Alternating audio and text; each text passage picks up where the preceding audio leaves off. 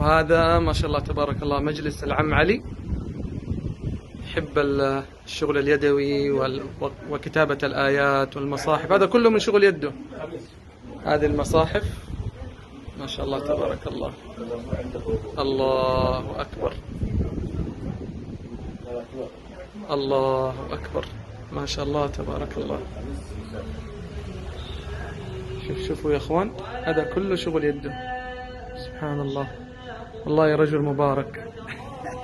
هنا مكان الجلوس يا عم. الله أكبر. أيوة، الآن تعمل في هذا المصحف، هذا رقم 13. الله أكبر يا حبيبي يا عم علي. 5 جزء. الشيخ علي من اليمن لكن يسكن في تايلاند فطاني. أربط بالخيط. بالخيط هذه، أيوة يا حبيبي. الله أكبر، ما شاء الله تبارك.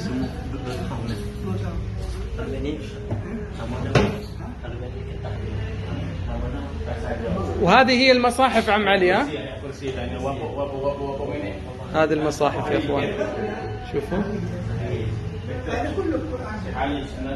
ايوه ما شاء الله تبارك الله. هذا لملك، هذا للشعب. ملك يا ايوه،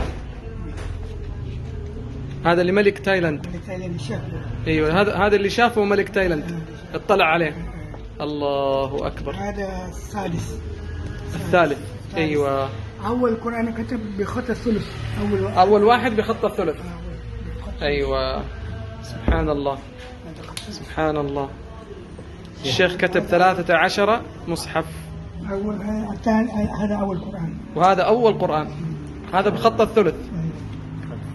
يا الله، ما شاء الله تبارك الله. يا الله يا الله يا الله يا الله. شوف يا اخوان، شوف الشغل اليدوي. شوف.